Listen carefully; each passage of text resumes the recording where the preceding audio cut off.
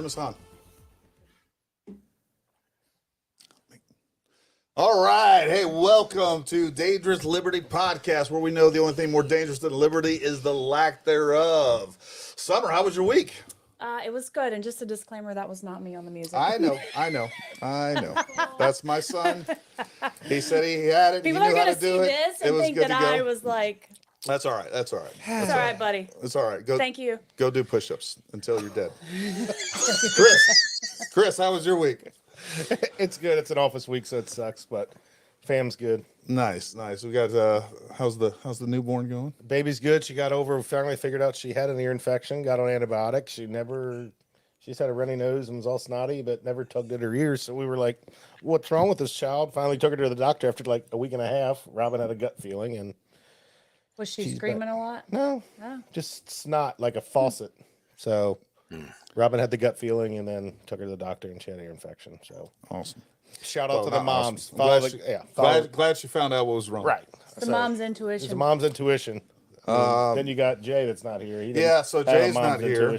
Jay's not here. Like about 2 or 3 hours prior to the podcast, suddenly he became Tiny Tim. Yeah. Well, I don't know if it's that. I thought he had a little sand somewhere.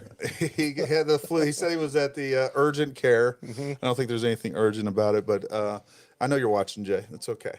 But no, man, we have been busy, folks. We really apologize about having to cancel last week. That was no fun. But, we had a wildfire on the mountain. Yeah, so we had It's crazy up there coming over here on the side by side, seeing that. So we were actually doing some training, and then we were coming back to get ready for the podcast. It was probably about 4:30, 5 o'clock. This huge row of cars. Next thing I know, I see smoke everywhere. But we had wind. We had a bunch of like 50, 60 mile an hour winds. It blew over the power lines. Next thing you know, our mountain's on fire. We had to take like a 30-minute detour to get back to our house.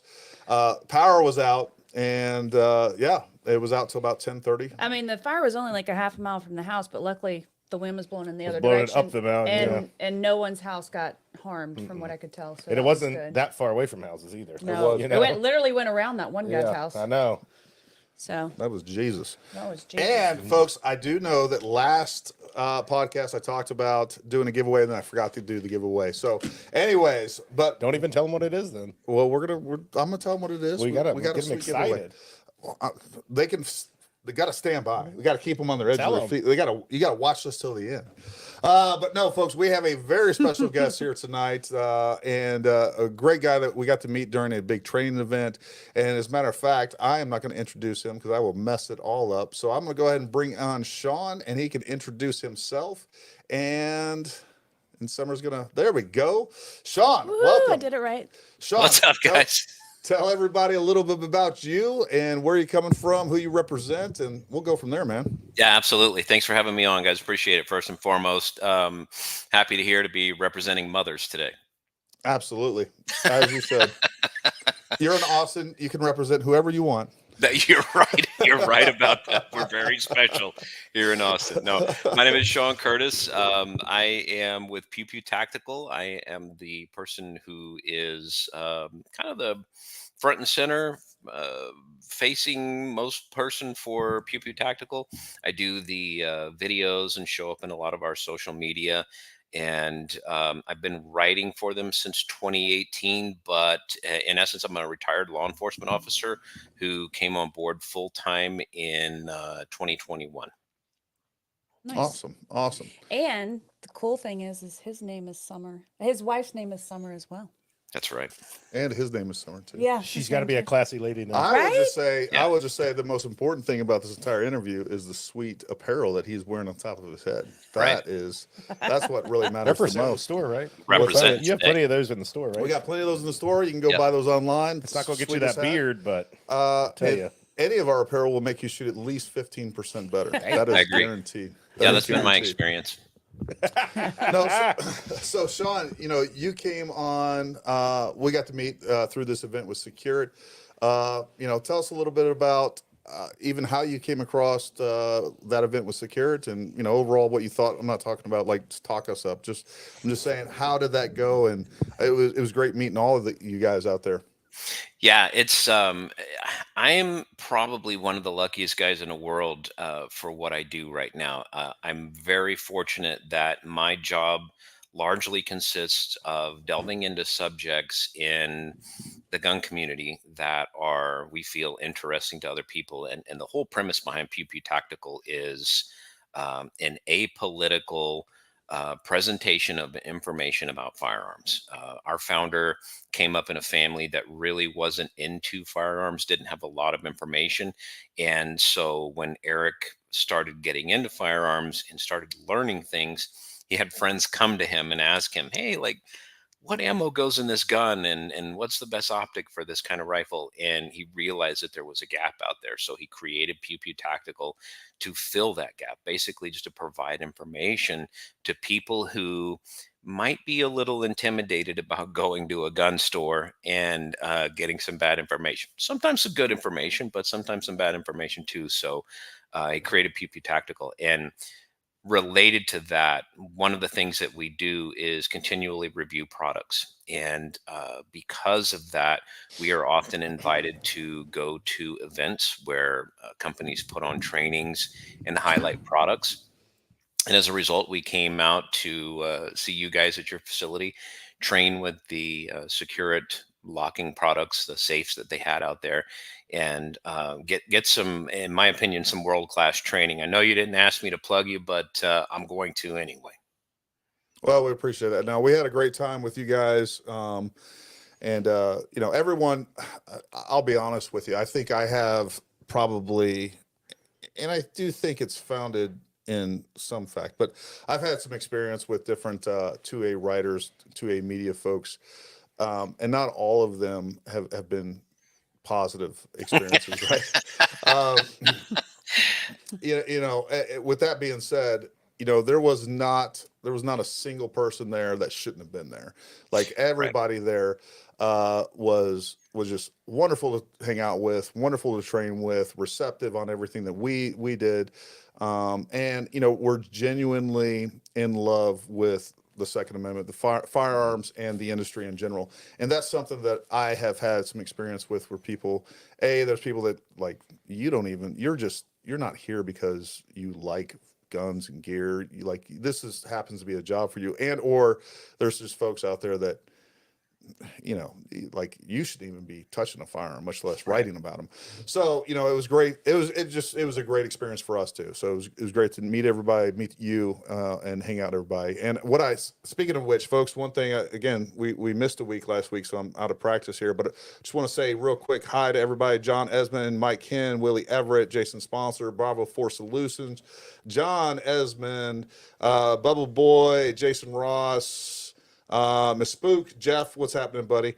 TC, Jared Martinson from North Dakota. We Good had to see you. Southern Nevada up there. We missed had Wangohan up there.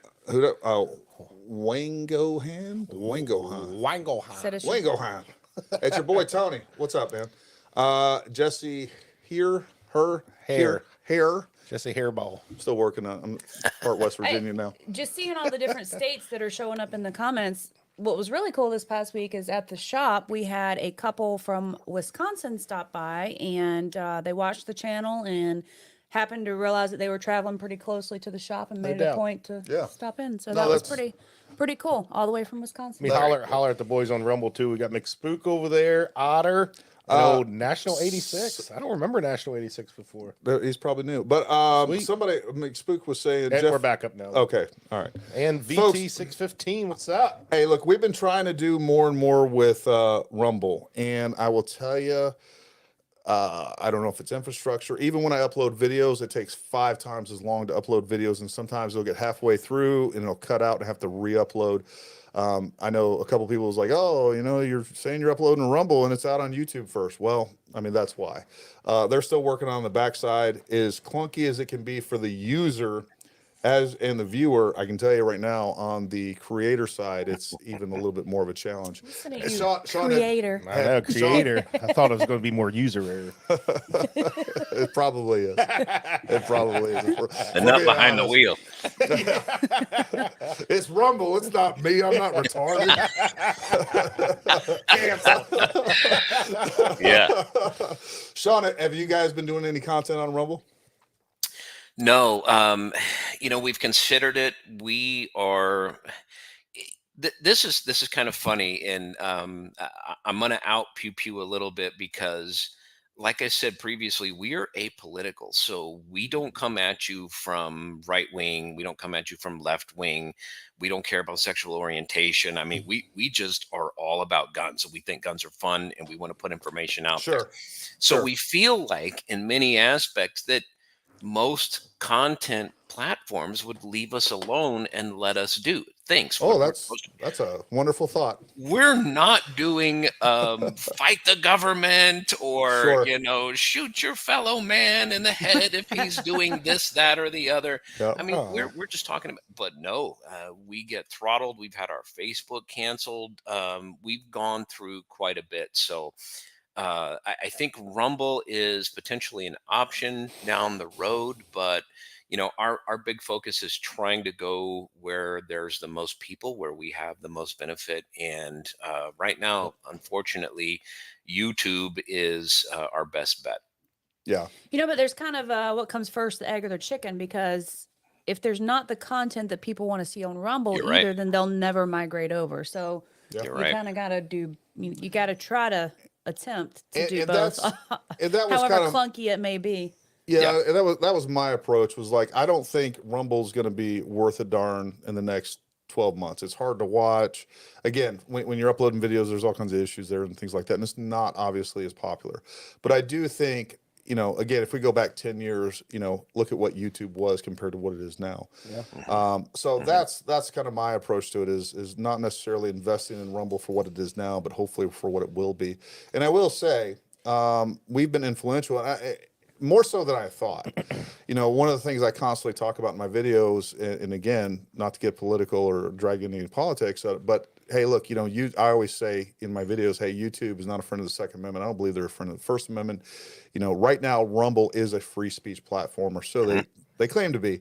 So, Right. If you care about the Second Amendment, this is what I tell my viewers. Don't do this if you're a viewer of Pew Pew. But if you care about the Second Amendment, go check out some stuff on Rumble. And I do think that I am definitely not apolitical. I think everything is intertwined, No. and I completely understand Pew Pew's stance, and it's probably a smarter strategy. But I've never claimed to be smart. But yeah, they're still end up getting canceled, which is unfortunate. And it Sure. just shows you that it is specifically about guns. Yeah, I think that it shows you the political leaning of most of the leaders who are in charge of the social media platforms, right? Oh, Because 100%.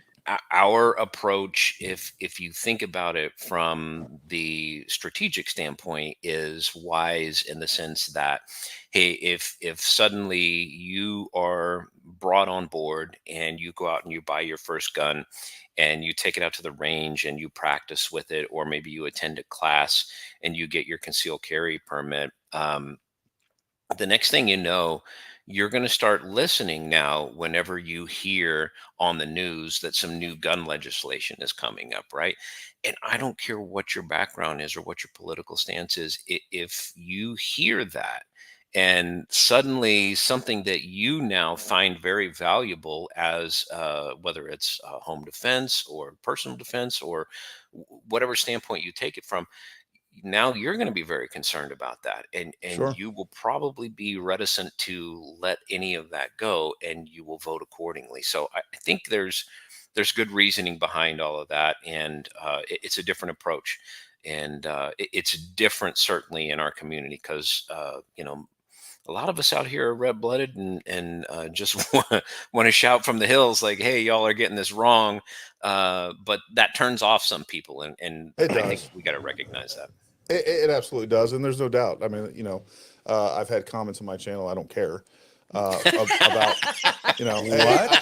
I came here to learn about guns, and you're talking about politics. Well, then I'm not the channel for you. I'm sure is what you said. That's exactly. I was like, I don't think we're the channel for you, but I do think that there's an idea in the 2A community that guns aren't political, and I don't think the other side sees it that way. I think that they see that as it is a clear, as a matter of fact, we were talking with I think they think it is a clear indicator of your political beliefs. 100%. Right. Yeah. I think Yeah. they, and you know, we had a conversation with a very high powered attorney today that happens to be a client, but he does all corporate stuff, and we were talking about, you know, DEI and some of the other things that are being implemented at, you know, a global level for What's DEI? corporations. Diversity, Diversity, equity, equity, inclusion. Thank you. And more importantly, what we're talking about, which is tied into EI, is ESG. So, you know, now corporations have an What's ESG? environmental, social, and I don't know what the G stands for, Okay. but it's basically, you know, how Almost like a credit score for a corporation, but on a social, Right. from a social how aspect. how environmentally friendly and focused is your company? How are you implementing DEI, which is one of the markers? But the point being, we were talking about some of the challenges that we've had, even as a business. You know, we got canceled by PayPal. We're literally neither as a company nor as individuals can we ever use PayPal again.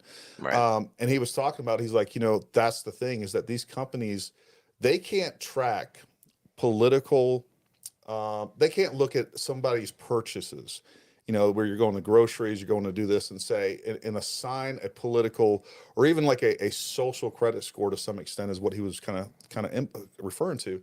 He's like, but they can tell exactly, or they assume that you are a certain somebody the moment that you start purchasing firearms Sure. and things like that. So, Yeah.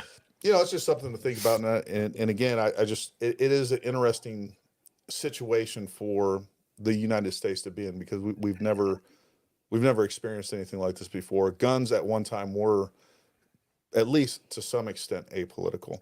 Yeah. There may be some variation on what you thought was responsible, or you know, responsible gun control. But that, I don't think that's any longer the case. And you Yeah. know, again, it's just one of those things. Yeah, and I think too that there's a lot less vocal support from the left for firearms than we're very often exposed to. Mhm. And the reason I cite that is because I feel like there would be more gun control measures passed if the more liberal folks who didn't love guns weren't out there going, I don't think so. I don't think so. You want to limit my magazine capacity? Maybe I'm all for everything on the left side of the banister, but if I come out here and I find myself wanting to defend my home, I don't really want you telling me that I can only have 10 rounds in my magazine. You know what I mean? Yeah, no, you're 100% right. That is interesting. So, you know, one of the things I would like to talk about and hear your perspective on, in general, in a lot of different aspects. I think we'll just naturally go in there, but I got a few different, I guess, different facets of 2A media in Sure. general. So, what is your kind of, lay out the landscape of what you think the current station, or where we're at with 2A in media in general? And we've kind of dovetailed into that anyhow, I think. Yeah. It's interesting. You know, there's still a lot of different mediums out there, or at least a couple different mediums, and it's interesting because print is slowly tapering off. You know, one of the things that I learned, even about a recent college course on media, was that it's always going to evolve. It's never going to stop. And right now, what we're seeing is less interest in print, and people are consuming more of their data through different mediums. So, you know, people are looking at the news on the internet. They're looking at YouTube videos. They're using different social media apps to consume information. And so, what you're seeing right now is a pretty big change in the gun media and how they represent.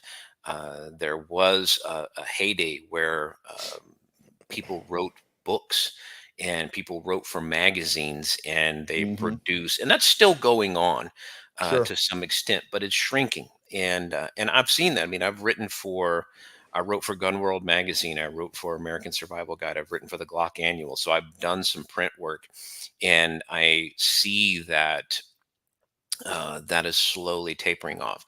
And it's challenging because if you're locked in step with that mindset and with trying to reach that group of people, what you're seeing is that it's largely reflective of an older audience who is slowly phasing out. Right, the younger generations are consuming their information from a digital standpoint. So the old gun writer it is slowly kind of phasing out, and you have to be able to adapt. You have to be able to change to reach more audience. And Pew Pew is well placed from the standpoint of we've never done print.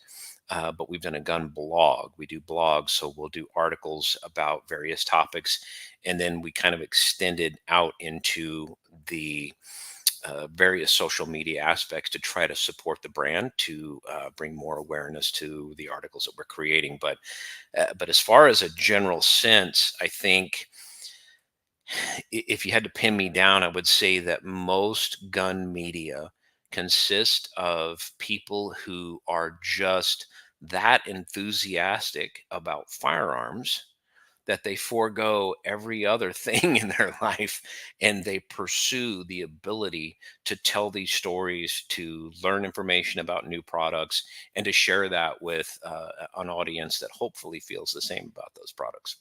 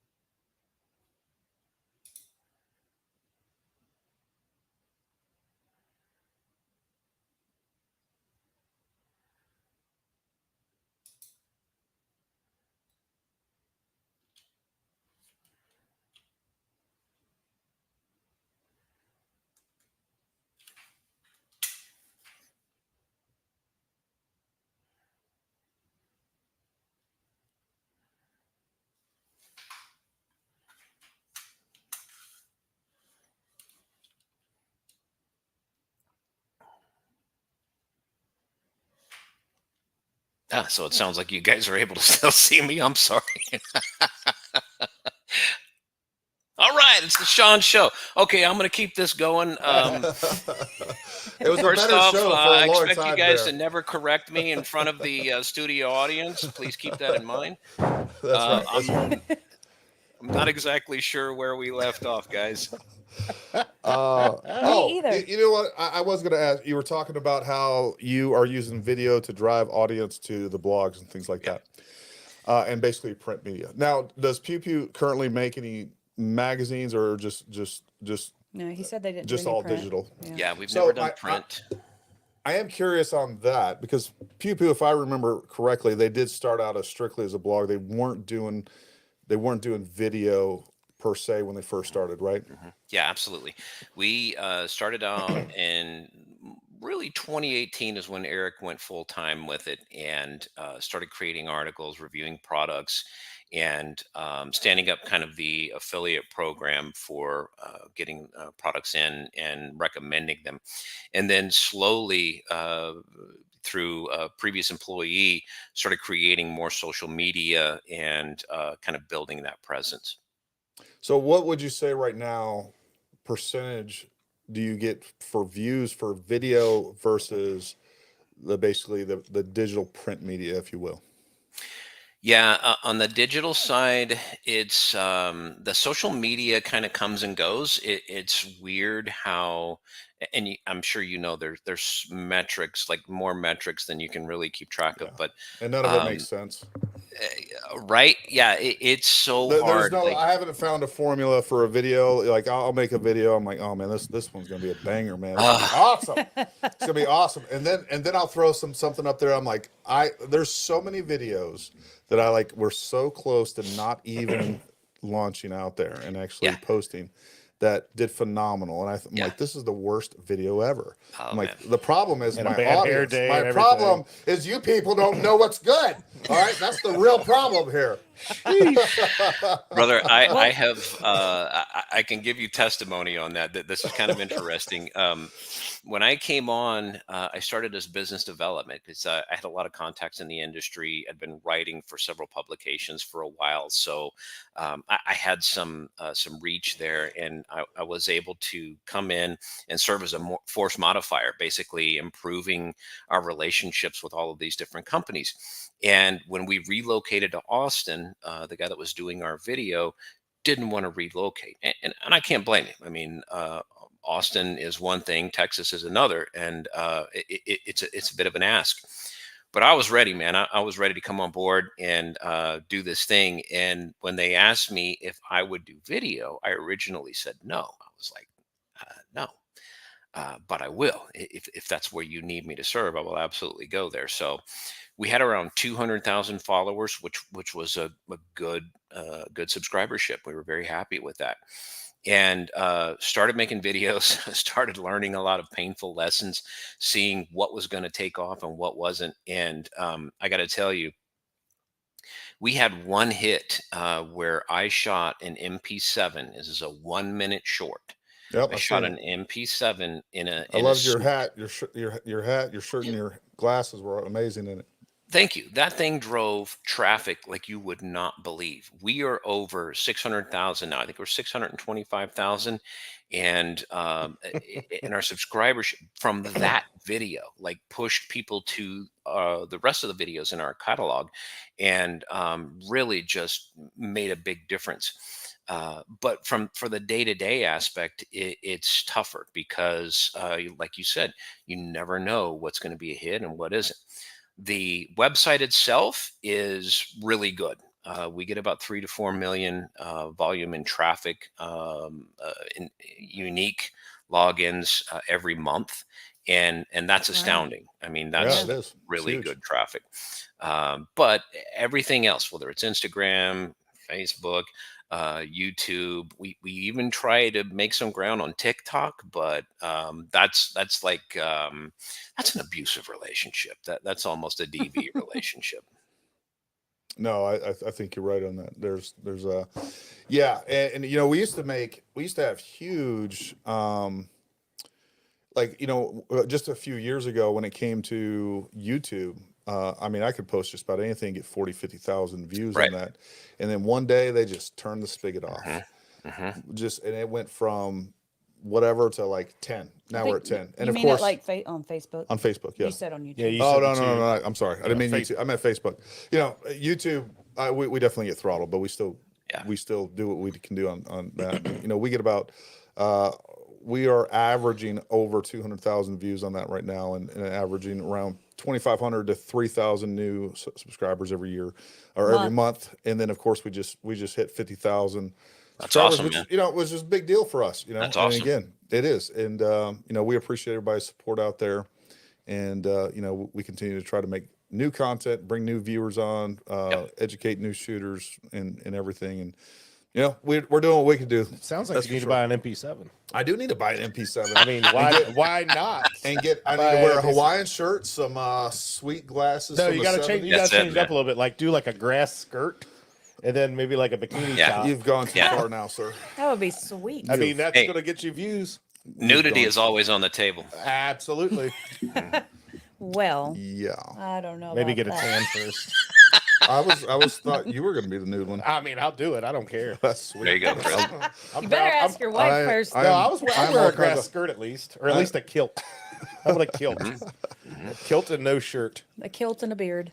I'm down. So where do you think, Sean? What do you think the future of 2A content really is? You know, taking into account as much as we can what we have for current censorship, which I currently think that, you know, I'm pretty optimistic on it. I think on that side of it, there's going to be some blowback, and I think we're seeing that to some extent now. And I do think there's going to be other things that pop up, like Rumble, and I just saw where X, formerly known as Twitter, for those you don't know, X is now allowing long form content as well, and I think Oh, that might be, interesting. yeah, Really? Okay. yeah. Good old So Daddy Elon. that may be coming through. an option for everybody in the 2A space. Although I can tell you, I'm still shadow banned on Twitter, but that's another story altogether. Well, have Jay call him. I'm gonna have Jay call him. I mean, he owns his He car. owns a car. Yeah. And that's all you. That's all you need. Like, That's all hey, then you're in. hey, I pretty much own this thing. Like, company. bruh, let me get my friend to post some stuff. So what does your crystal ball say with that, Sean? Oh man, I don't know. It's so tough. I think to a large degree, we're probably going to continue Holy to moly. filter into the channels that we all support. If you're a big fan of T-Rex Arms, people are going to go there. They're going to check out his content. If you are a big fan of Garand Thumb, you're going to go there. And we're going to kind of get sifted and sorted and fall into those categories where we pursue the people who are more palatable for us, whether that's because it's politically based or you like their personality or the information that they provide. Chris, Honest Outlaw, he's a great reviewer. He does some good stuff on his channel too. But we're all going to find those individual places where we like to get our information and check things out. And I see more of that happening. And I think it's reflective of a bit of the tribalism that we have currently going on in society. And I don't see that changing anytime soon, unless there's some kind of government intervention. I'm not sure that we're going to receive any kind of protection from the people who are in charge of social media platforms. However, the only way that we can change that is when there's money involved. And I've seen that happen. When that video that we did on the MP7 hit like 5, 6, 7 million views and kept trucking, YouTube was like, oh, hey, Right. oh, hey, people are interested in this. We've pushed it out a little bit more. And you mentioned being shadow banned or throttled. Those things absolutely happen because They do. if they put it out there and it just keeps blowing up, I think that 1 minute video is like over 10 million views now. It's just crazy. So when YouTube or the other channels realize that, hey, there's some potential money involved here, I think that they will come around a little bit. But there's also the backlash of like the whole anti-government. If you can separate your content from that anti-government rant type stuff, that's where they get scared. That's when they feel like maybe their butts are hanging out a little bit, and they get nervous. Yeah, I think I definitely agree with a lot of what you said in that, because here's what I know for a fact, and you probably have had these conversations with some of the larger channels out there. The what Garand Thumb can do, what Kentucky Ballistics can do, and things like that. Those channels are allowed to do things and promote things and show things that we would never be allowed to do. Not only would that stuff get throttled, but I think a lot of it would actually get struck down. And I've seen that. And what I also know is, once you're like over a million subscribers, you have basically a one-on-one contacts with people at YouTube. So there is definitely a money element to that, to where you're basically, once you get to the point you're essentially an unstoppable force, the reins get taken off of you a little bit. Right. My concern, and what I do think is a genuine strategy, is I think they're concerned about letting smaller channels get to that point. And the other thing too that I always hear is throttling is not a thing, or shadow banning or censoring is not a thing on YouTube, and that it's only money driven, and they're only doing this because of of their advertisers are asking for those things. I don't believe that for a second, because you and I both know, I guarantee you, Remington or you name whatever outdoor company that happens to be pro Second Amendment, they would eat up that advertising and they would fill those monetary gaps. But the problem is YouTube is not.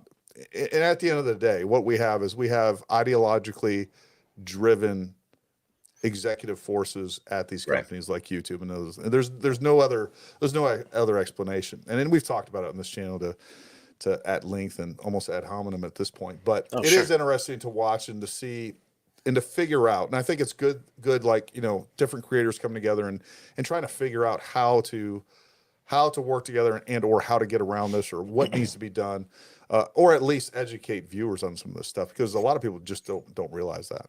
Yeah, it's interesting. Like you said, there are a number of larger channels that have representation from some of the bigger companies, and they're directly tied to a representative at YouTube who, largely makes sure that they have no more channel strikes. I've screwed on a suppressor before, gotten a strike for that. That was modifying a firearm. Are you kidding me? I've modified some firearms. That's not modifying a firearm. Things like that. Once you get to that level, and again, there's money involved, right? You're paying for that representation. You're paying for that contract to have. And you're a commodity. They see you as a commodity to YouTube as well. Sure. And what's amazing is that the value of your content is less offensive to them at that point. It's like, oh, it's going to make money. We're not necessarily caring about what your political considerations might be. Like, oh, you're going to make a lot of money, and you sell to a specific audience. So it's to me, that seems like it reads a little bit. It's not as much about the principle as it's about the control. You're absolutely right, Summer. It's about the control and not the principle. Yeah. Principle, they want principle control of a certain what they can. Again, I always go back to the idea that all of these folks on that side of the aisle, or that ideology, they do consider guns political, and there's no other way around it. What they are willing to do is that if you bring in enough money, they're willing to compromise that a little bit. I know, that's what I'm saying. It's not necessarily about the principle, because if your principles are strong enough, you're not going to compromise it at any point. The thing is, they can tolerate one Grand Thumb or one Kentucky Ballistics. They're not gonna, because let's be real. I really do believe that there's so many good 2A content creators out there that you would have a space that is highly dominated by just firearms. And I don't think they want that. And I think they are trying to monitor and mitigate that as much as possible. I think I didn't voice what I was trying to say quite well enough as well. I think when I said it's not about the principle, when I say that, I don't know that it's about the principle of they think guns are this horrible thing. They think taking away guns is a means of control. So it's not necessarily about the principle, it's about the control. So that's why when it's making them enough money, they can shove those principles aside a little bit. Yeah, sure.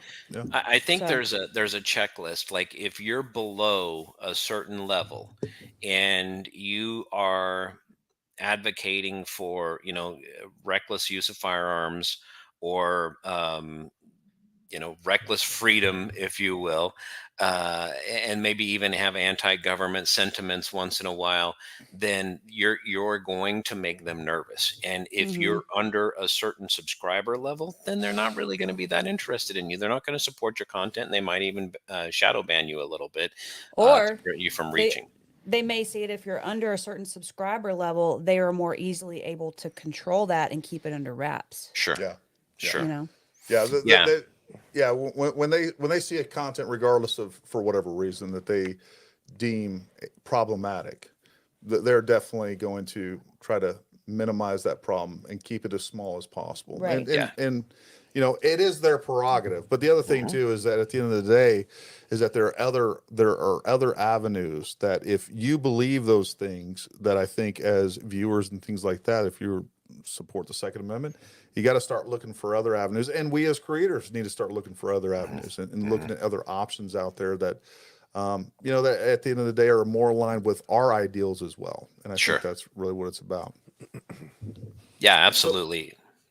So one of the things that I know, I've been following you and you've been talking some very positive things. I've seen it. I haven't actually had personal experience with, but the AOS Soless. You've had some really good content on the AOS Soless. We're a big fan of Aero Precision and a dealer for Aero Precision as well. So tell us a little bit about your experience with that, and more importantly or broadly. I'd just like to clarify, the AOS Soless is essentially Arrow's initial foray into the bolt gun world. That's right. Yep. Okay. Well said, Summer. Yeah. And I think more broadly, that just talking about you getting into long range after really not, it sounds like you've always been a gun guy, but long range hasn't been your thing. I'm curious to see, because we see a lot of people going that route, right? And I see more and more long range shooters or people getting into long range than ever before, which is one of the reasons our channel's been so successful. So I just kind of like to hear your thoughts on the Solus, and then hear a little bit about what made you want to get into long range shooting. Yeah, man, it's kind of a funny story. I got into guns as a kid, and I enjoyed them, but I really got more into it when it became a tool of the trade, when I got into law enforcement. And even though I eventually got into SWAT, and I'm dating myself, but my 40-hour SWAT school was in 2000, so it's been a little bit. But even then, your rules of engagement for SWAT are not very far at all. So scoped rifle was not something that I ever really got a chance to just kind of jump into. But what was crucial was the job that I do now pushes me into different areas. And when I feel like I don't have enough knowledge to intelligently provide discourse on a particular product, I reach out to leadership at Pew Pew, and I'm like, hey, I feel like I could use some more training if I'm going to honestly review this product with some intelligence. And they're very supportive. They sent me to a week-long course down at Rifles Only in Kingsville, Texas.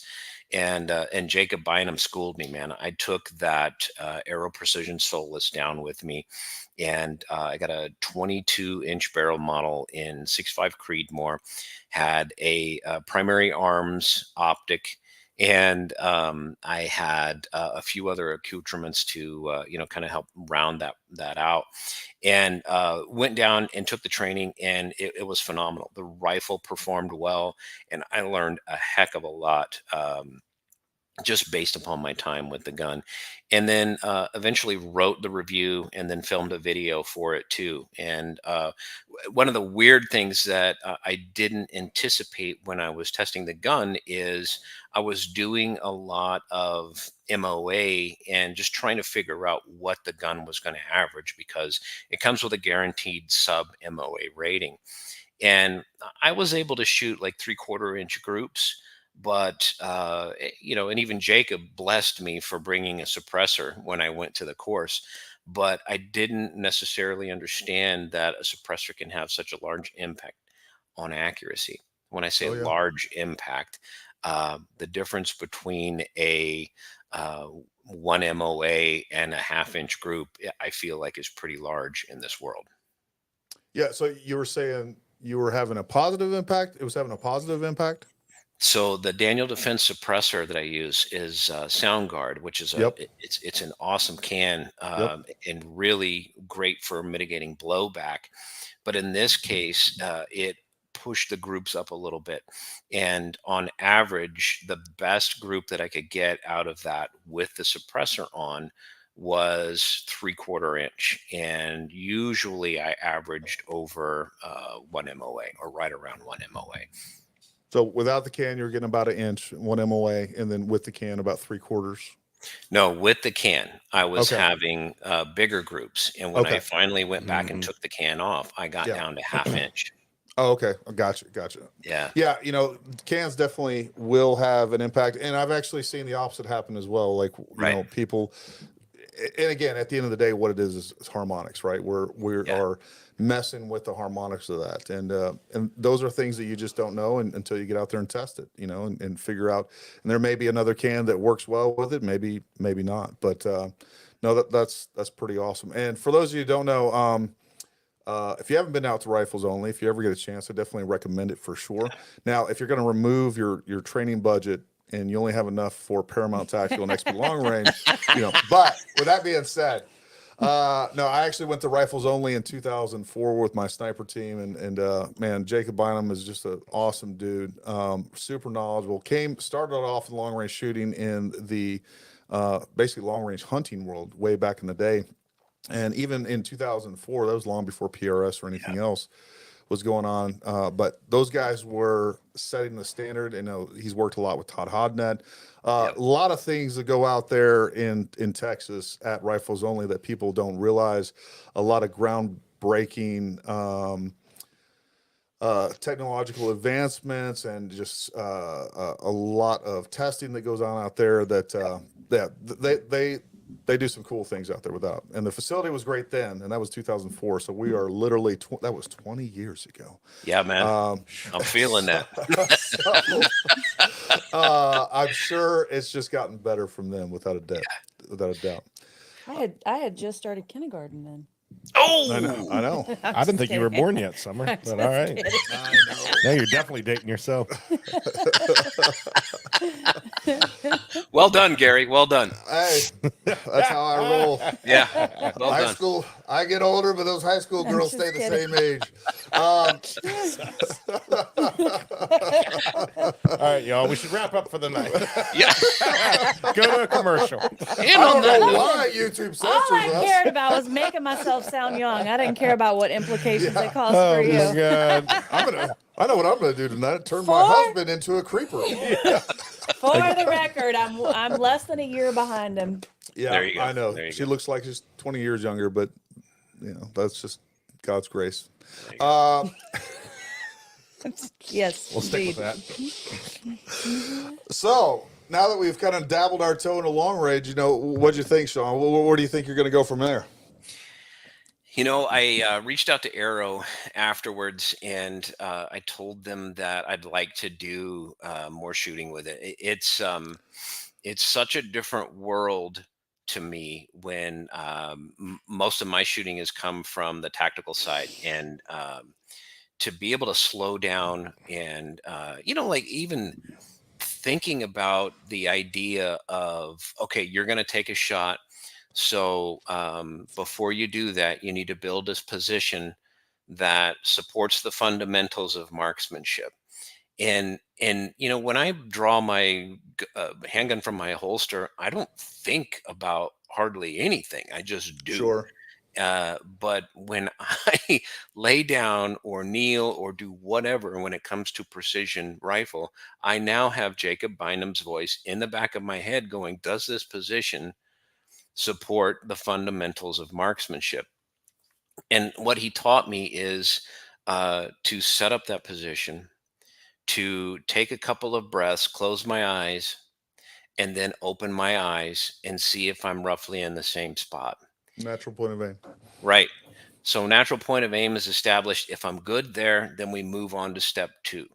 And that is running the bolt and taking a breath, letting it out, pressing that trigger. And if my reticle doesn't move, then yes, I have my answer.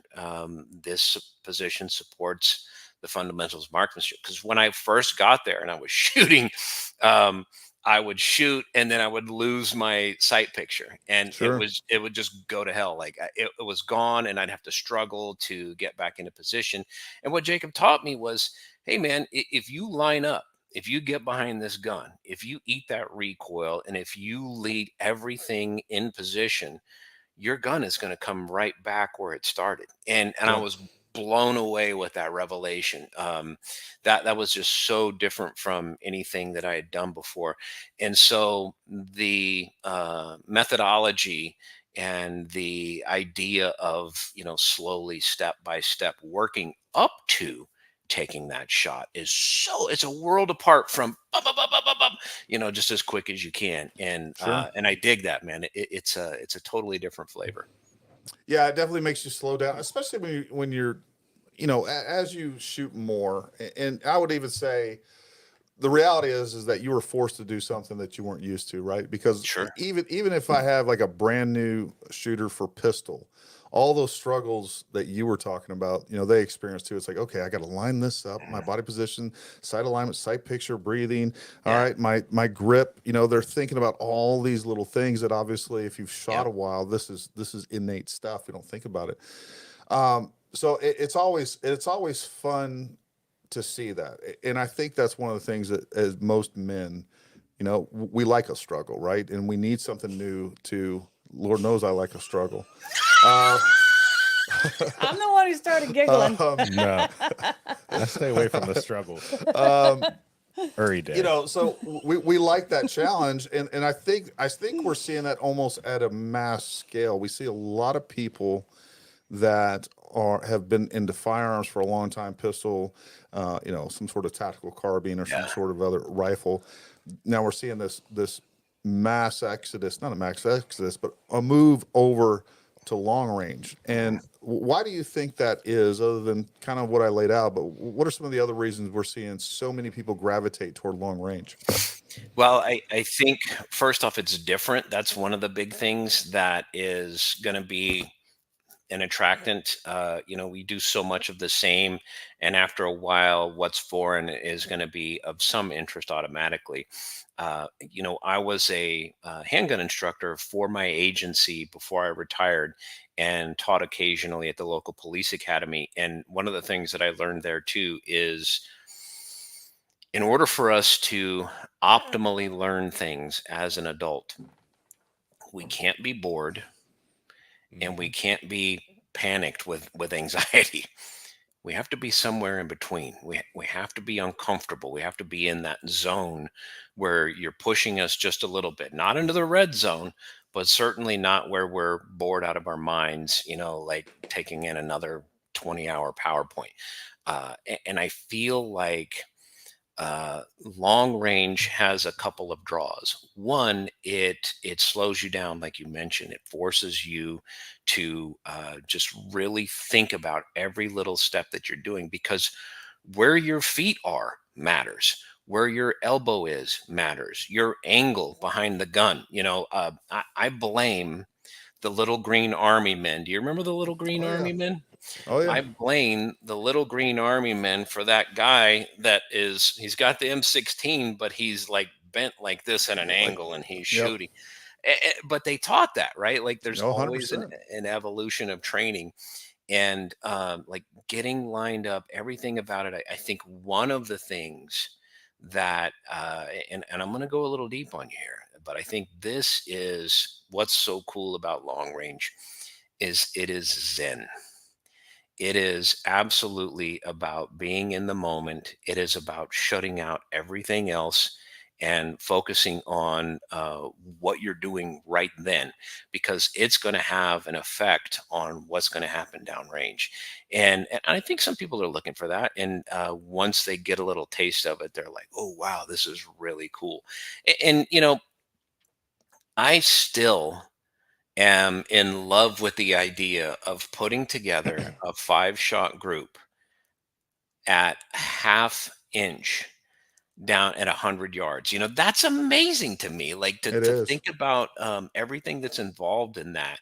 And, and that I was able to produce that result because of Jacob, because the Aero Precision Solus, because of the primary arms optic that I use, like all of those things combined to create this amazing result. And I think that's another draw that's really cool about long range.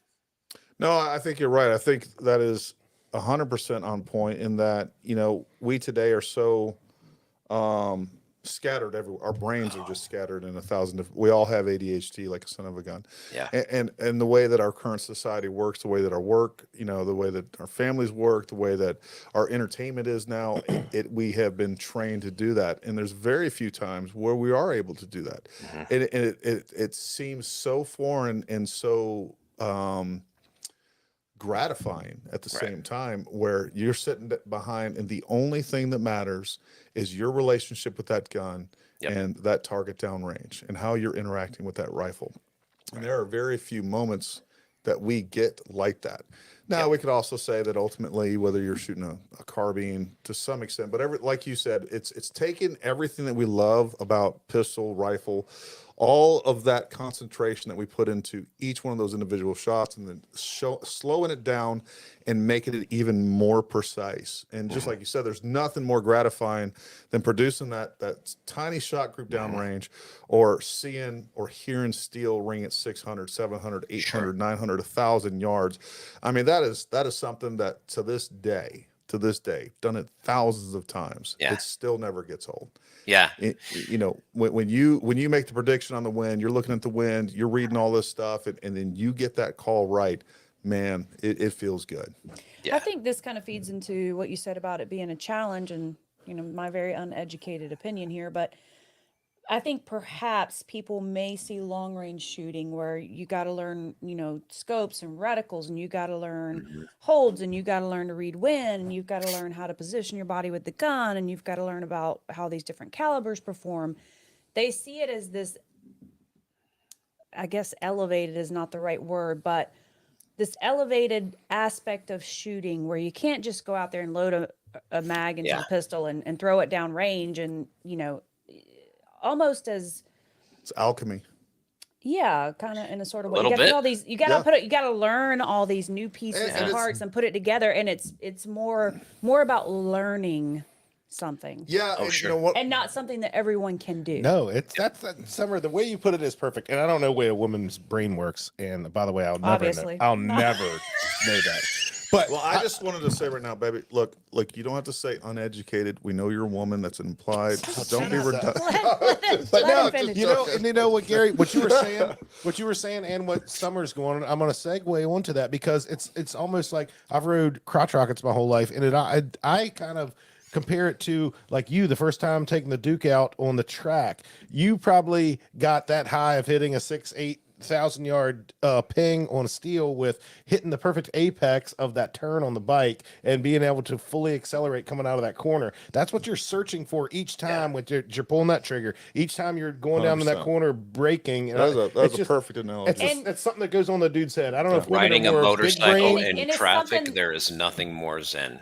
Yeah, And it's just I don't know if our brains just get so narrow. We're like, all right, here's the perfect thing we need to highlight our day, that moment, that second, But I think it's also the feeling of accomplishment because not everyone can perform that. yeah, way. absolutely. Well, So- what percentage of people in this world, or we can even narrow it down to Americans, or even narrow it down to shooters, what percentage of shooters have hit a target at 600 Right. yards, 700 yards, So you 1,000 feel that yards? accomplishment. You feel, like I said, you feel elevated above, just some normal. That's going to base you level could even stuff. go to golf. How many guys have hit under 80, under 60, under 70, under 100? You know what I mean? You're It's the speaking same Chinese to me right now. Right. but- Well, that's the same way. Well, that's right. It's like Jeff, like the drinking like part. Jeff earlier said, long range is like golf, but for men.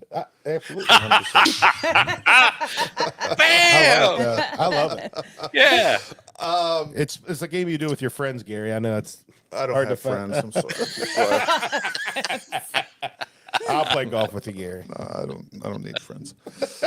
You got Summer. That's right. What else could you need? That's exactly right. Yeah, I'll give you guys one quick example on that. I think that this is what was interesting.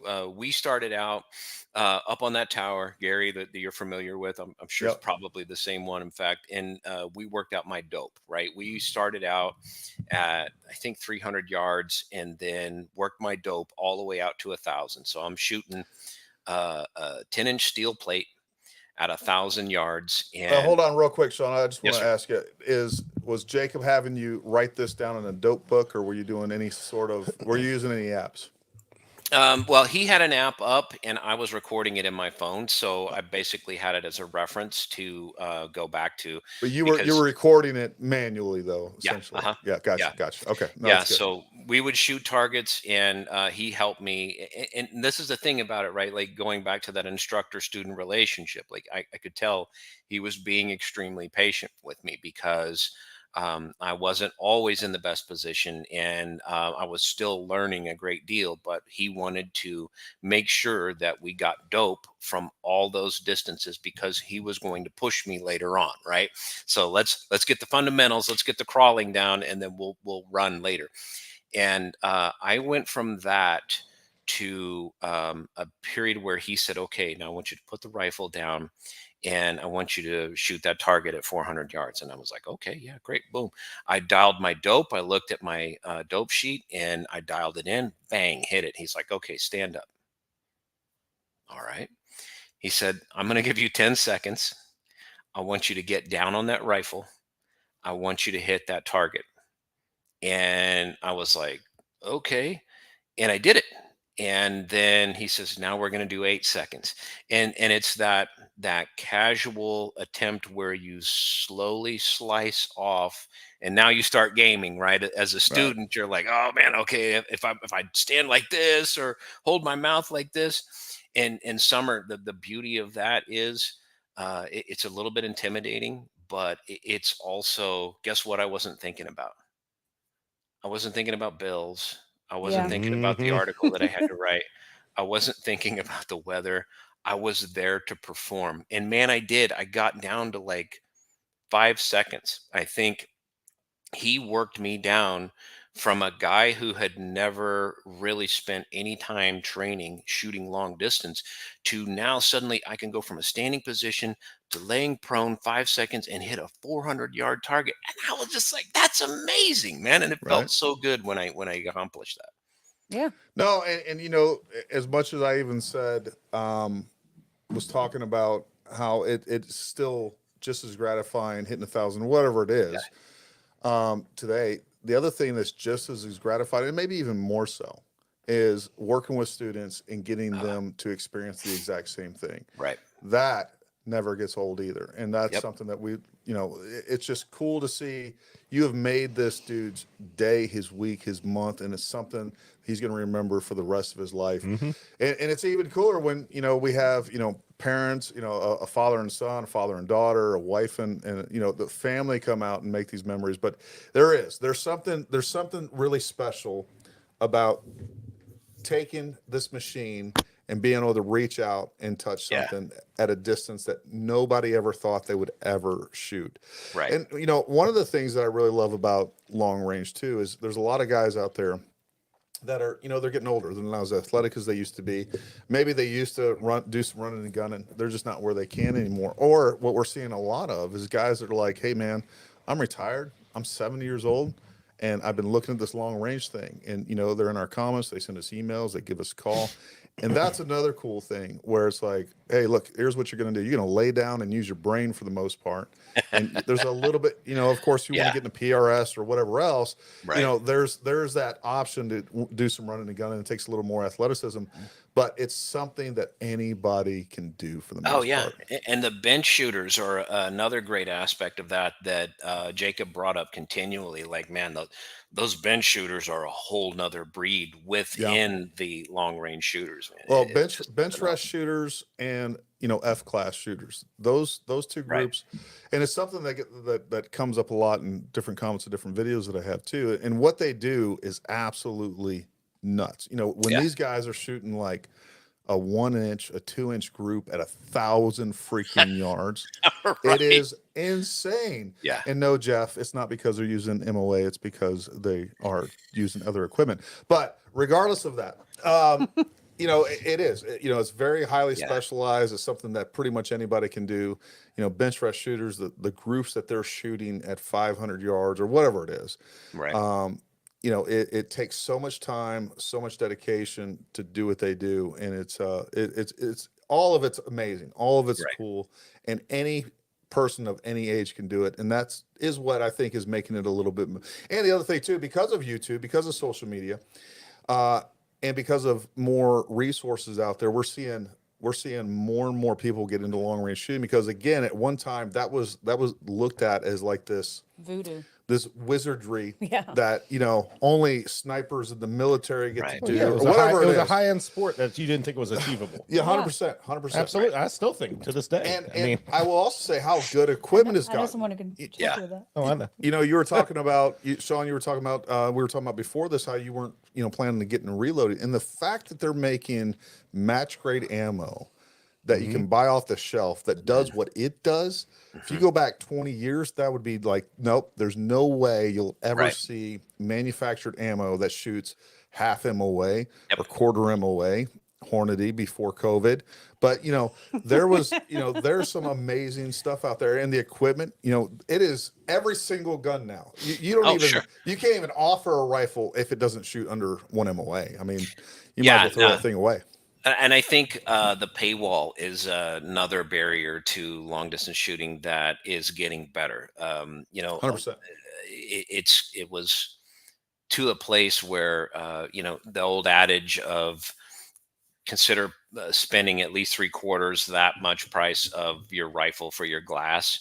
Sure. And when you get into long range, that's yet another issue that you have to confront. So if you're spending $1,000 for a rifle or $2,000 for a rifle, your glass is going to need to be pretty good quality too, depending on what you want to accomplish with it.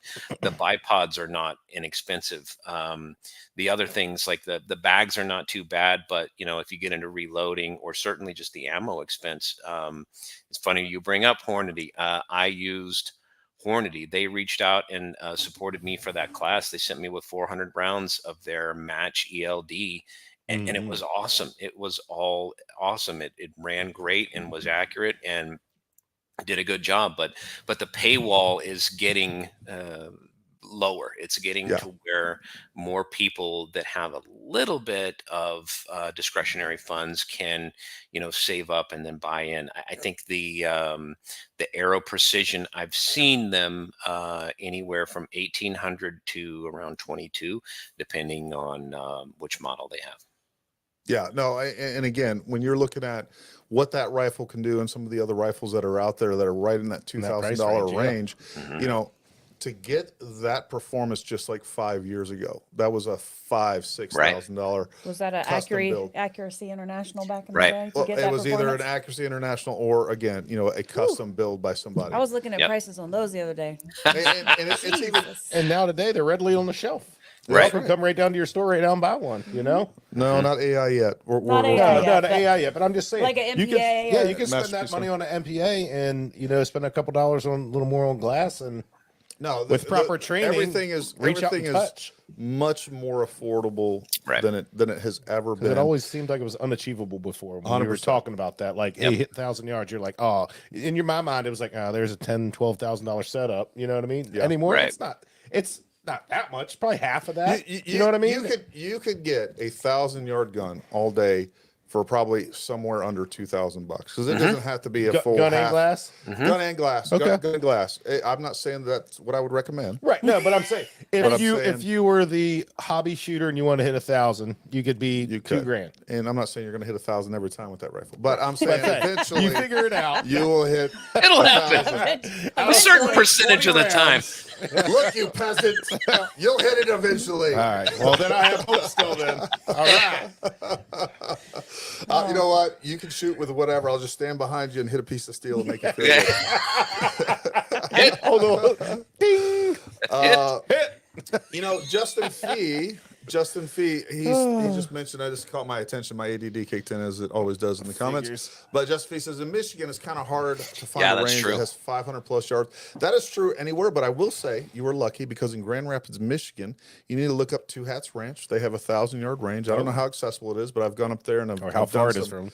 done some instructing and training at that place, or Very how nice far you're. facility, right? It is a beautiful facility. We'd need to go do some courses up there. The whole family that runs that place is absolutely amazing. Love those people, and we will be back up there again. So Or if you you're should near just- Grand Rapids, You should just go come down to check them out. Virginia too and just take the class. Or you just come down here and take a class. That's No, I said absolutely- Virginia and go to the XP. I mean, yeah, down to Virginia.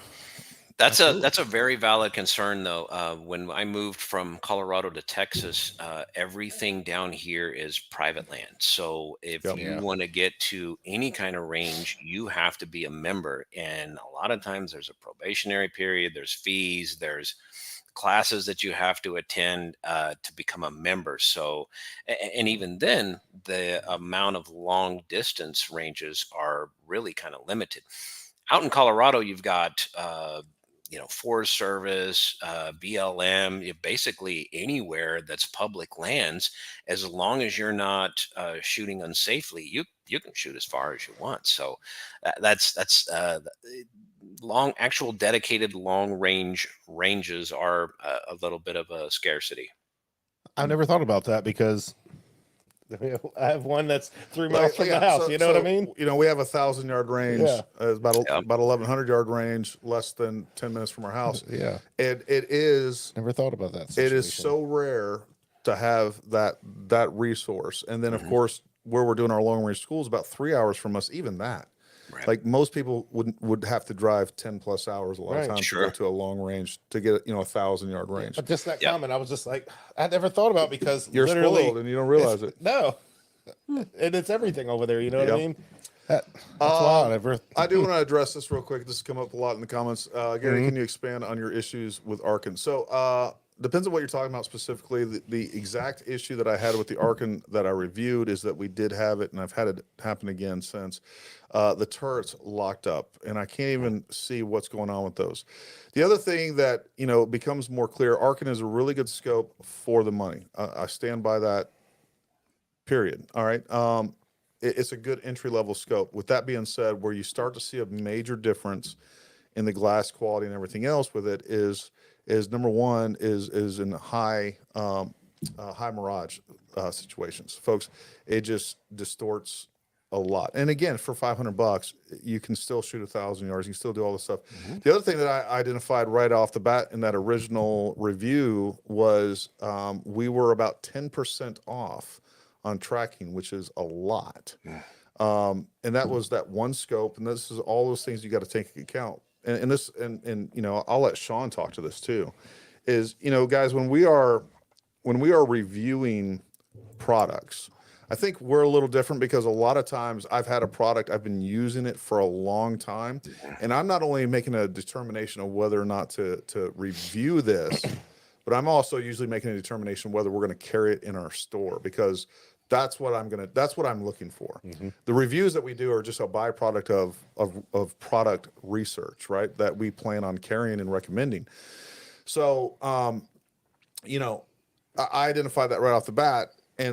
But with that being said, at $500, and I think sometimes you can get them even cheaper now, it's still, that optic is better than $2,000 optics, even with those problems, 7, 8, 9, 10 years ago. So, that's my problem with them. If you're looking to get into long range more seriously, I would say save up a little bit money and buy some other things. Buy once, cry once. Another benefit. I know not everybody can do that. And if that's, you can go out and you can get very good at long range shooting with an Arkin or some of these other budget optics under $1,000. The budget optics are getting better and better. You're getting more for your money than ever before. So, there's that. But if you are going to if you know that you're serious about this, save up some money, and we can talk about other optics that I recommend at a higher price point at another time. And, Sean, if you will, talk a little bit about that, like the products that we often get that we have that one item. And that is not necessarily representative of an entire line, or the other thing I'm sure you've seen, Or an entire batch of products. or the longevity of the company. There are products that we used to carry that either a couple things happened. The quality control of that product went down. We no longer carried, or what we found was the customer service was really terrible. So we cut sling line on that product. Yeah. Both of those are really important to me, and that's why I only carry products that we personally test, we use, and that we have a constant flow of customer feedback. And so I'll give it to you, Sean. Tell me your thoughts on some of that stuff. Yeah, a couple notes on that. I think one of the things that I appreciate about optics, I got an opportunity a few years ago to go to Steiner when I was still in Fort Collins. Steiner and Burris have offices and the actual manufacturer in Greeley, which is just, like 30 minutes away. So I was part of a small group of writers who got to go to the facility in Steiner and build a T5XI scope, which is a pretty high end scope. It's a very nice optic, and I was blown away by that process, and I really started to appreciate a lot better why optics are so expensive, uh, Sure. because I was put into a position where I had to build one. And granted, they shortcut a few things for us, like the internals, but there are 10 lenses in that T5XI. I had Yep. no idea there were 100%. 10 lenses, right? You look at an optic, you see the objective, you see the eyepiece, you think, oh, sure. Yeah, but there's eight other lenses that go in there. And Each, every single one of those lenses are, precision made. They're oh man. optically coated. They have been, extremely quality control. Mhm. Like there's so much that goes into those that people don't realize. Right. And that's just the creation of the individual components, right? The big thing for us was the assembly because they put us in the clean room. They kitted us out from head to toe in coverings, even to the booties to our shoes. And we stood in the clean room and had to put all those lenses in the body, in the housing of that optic. And each time we did it, like as many times as I tried to clean those lenses and put them in and I get them just right, the ladies that were in that facility would just look at me and they would just shake their head. And because I wasn't doing it near as good as the quality that they required for that thing to go out the door. And that's well before we even get to the part where they do the culminating, where they do the impact testing on the big drum that shakes them up. There's so much that goes into it. So I think on the one aspect, yeah, there is that.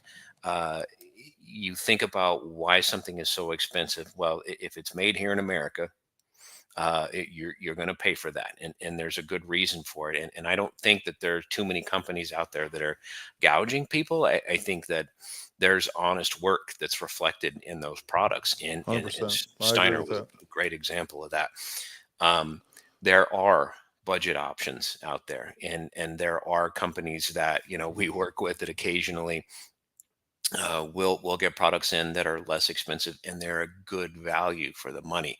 If you think about it, in particular, like you're saying, I think the trend has been really impressive and really a revelation for the consumer because, man, previously that paywall was just so high to get into any kind of quality, and anything like over a 10 magnification Yeah. was going to be pretty Or expensive. a variable optic that you had variable power, like that Right. was unheard of, Yeah. back in the day. And if you were gonna buy something like that, it was $3,000 or better. Yeah. And now like there's almost no optics out there that aren't variable power. Yeah. Yeah, I look at Primary Arms. A lot of the stuff that they're coming out with, I've been really impressed with, particularly their PLX, but some of their lesser lines, their more affordable lines have been pretty good. We've had good experience with them, but unlike you, I don't always get multiple uses with an optic before I have to test it out.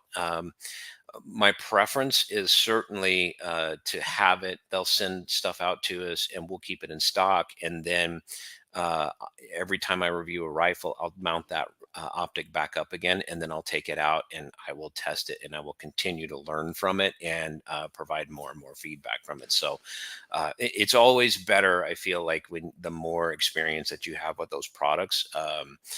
And then one of the other things is that we tend to exclude ourselves from customer service reviews. Now, we provide links on our website to places where you can go and buy those products if we recommend them after we've tested them. Sure. Um, but it's not fair for me as someone who has access to the number of viewers that I do to say, 100%. oh well, I called their customer service and they took Yeah. great care of me. Of course they're going to take great care of me. Yeah. That's not fair. I can't say that. So I get that.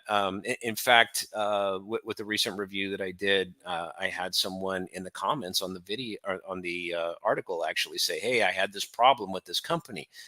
I know people at that company, and I reached out to them and I said, hey, this viewer had a problem with this, and man, they had their customer service jump on it. So I'm always happy with a happy That's ending like that, but it's Yeah. not representative of necessarily what everyone is going to experience. Yeah, definitely not representative of the entire industry. There's no doubt. And I will, here's what I'll say, and this is very generalized. One of the things, again, when you're buying some of these cheaper products that are offering a good value, you are without a doubt, you're making some, you're giving up some things, right? And Compromising. you're compromising that's without a word. doubt on, and one of those is probably going to be customer service, folks, because a lot of these companies are going to be overseas, and that's kind of the thing that I was kind of touching on too, Sean, was like, whoever you're watching this review, Yeah. understand the limit of the scope of that review, and maybe we don't. I know maybe I don't always, put a left and right marker on that enough. But again, I'm sure you do too. I know, like, I give a disclaimer. I tell you, hey, look, you know what? I've been using this for a long time. We've decided to carry this. If we're carrying that product, I'm essentially promoting that product. I let you know that.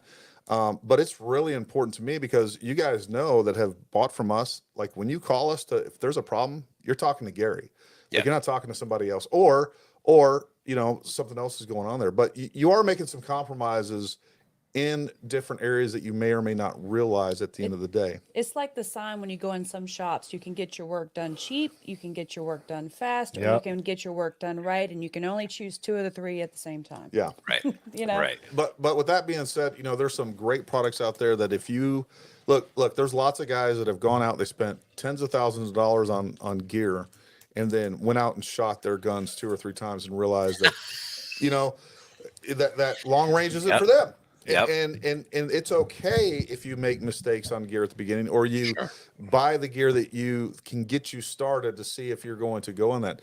Now, what I do want to say, Bubba Boy, why I put your question up there was you asked about arc, and now you're telling me you're going to shoot out to a mile. Look, you are not shooting out to a freaking mile with that Arkin. That's not the glass for that. The gun will shoot that far, the bullet will go that far, right? but your ability to see your impacts and or just have the fidelity to see what's going on with that is not the scope for that. If you're shooting out to 1,000, that's probably about where on most moderate days that the Mirage is going to be handled by that glass good enough. But 5 times but that. and this is a good kind of point, is like 5 times. sometimes 2.6. we as a reviewer or somebody that's recommending a product, we have in our mind the limit of that, and that's what I'm usually thinking. Hey, you know what? This is a good. I recommend this optic or whatever it is, and I'm thinking, this guy's only shooting out to 1.7, 500 yards or 1,000 yards maybe, but in your mind you're like, oh, I want to shoot out to a mile, and then you're going to get that scope, and you're like, Gary, you were full of crap. I couldn't see it. Like, I don't think they're going to say that. I didn't realize you were shooting out to a mile and putting that on a 338 Lapua. Like, we didn't have that conversation there, Sarge. Like, that's a different thing altogether. We would have had a different conversation because I don't know what's in your brain and you don't know what's in my brain.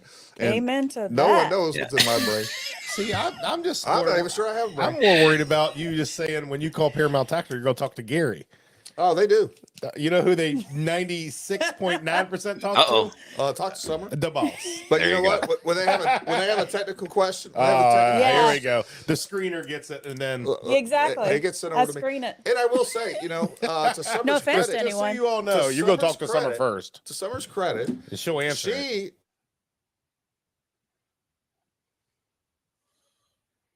I hope it didn't crash again.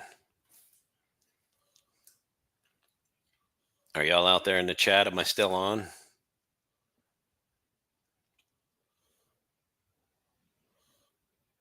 Okay, Chris.